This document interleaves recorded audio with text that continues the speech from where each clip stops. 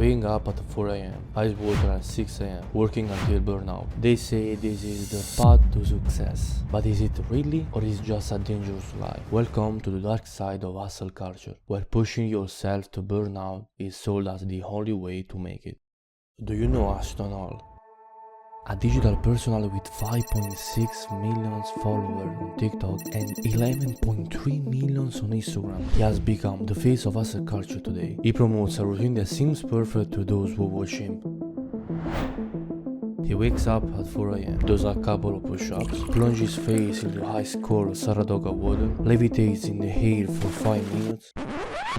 Yes, 5 minutes, and do a skincare routine with banana. His unheard of routine make him both an enigma and a god to those who see his routine as the ultimate path to success. But is it really? Ashton has built a routine that has captivated millions, but the real question we should ask is, are we truly looking at the role model, or is it just another social media spectacle selling us an attainable dream? Social media often presents us with a filtered version of reality, with videos that make us doubt ourselves, pushing the idea that the only way to live well is to achieve success, without ever considering the psychological and physical toll of such an extreme approach. But then, what really happens when we blindly follow these influencer routines? Some realize too late that the price to pay is much higher than they thought. At first, you believe it. You see the routine, the style, the eyes, the hilly rising, and you think maybe this works, so you try it too. Wake up earlier, push harder, eat less, sleep less. But inside, something starts to break. You feel guilty when you rest and wake when you slow down. Each day becomes a fight with yourself. Here is the hard truth. Hustle culture doesn't want you motivated. It wants you obedient, a good soldier, a quiet follower. It makes you feel bad for taking breaks and tells you that if you are not working 24/7, you are falling behind. So you get stuck in a loop. You never stop, but you never really get anywhere. Then one day the question hits you: who am I doing this for? Are you growing, or are you just trying to impress others? See, most people are not chasing success. They are just running for the fear of not being enough. And hustle culture knows that. It feeds on your insecurity.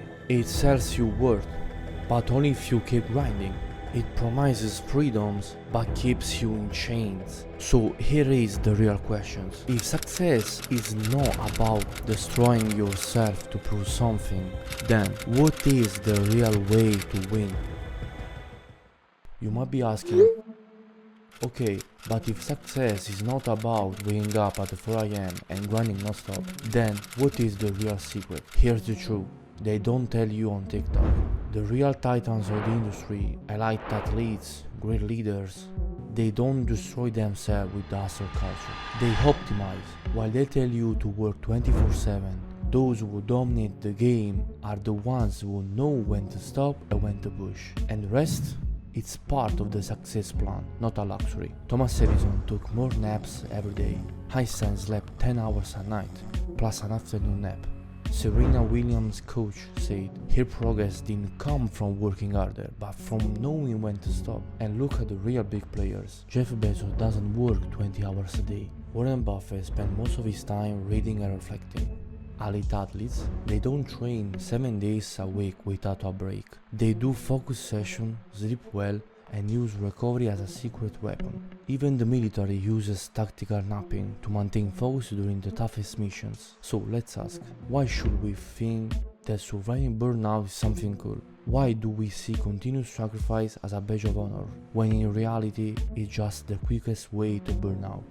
Even in the gym, the same rule applies. A targeted 45 minutes workout done with focus and recovery beats 2 hours of random exercise. And at work, deep work sessions like Pomodoro or flow states destroy multitasking and boost real productivity. The point is not do more, the point is to do better with less friction.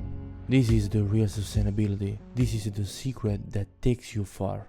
The truth, you are not lazy, you are just exhausted for living a routine that isn't yours. And as long as you keep copying that guy on TikTok who wakes up at 4:30 am, plunge into an ice bath, and start grinding by 5 o'clock, you will keep feeling like you are never enough. They made you believe productivity is a race to wake up early, grind harder, and burn out faster. but you know what that really is. Burnout dressed up as ambitions. Real productivity plays on another level. It's called sustainable productivity, and it means one thing: a system that lets you progress without letting you fall.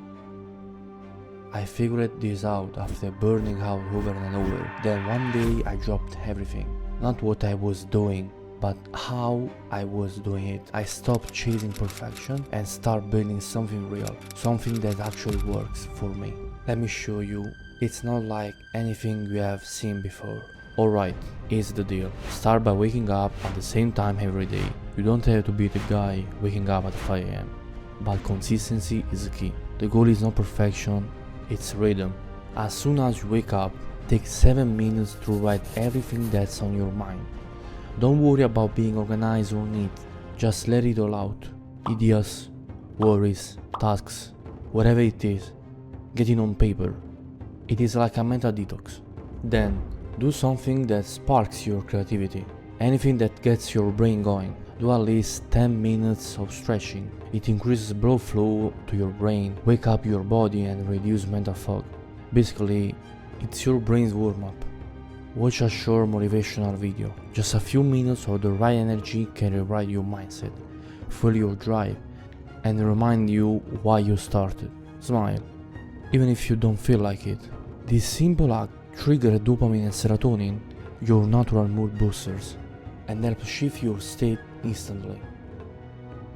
Eat something simple but nutritious. You don't need a heavy breakfast, just enough to fuel your brain without making you feel sluggish.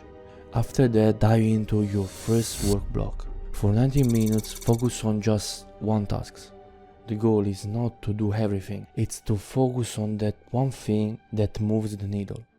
At the end of the 90 minutes, take 5 minutes to reflect on what you have done and recognize if needed. After lunch, take 5 minutes to do a quick mental check-in. Ask yourself, what do I need to wrap up by tonight? No stress, just clarity.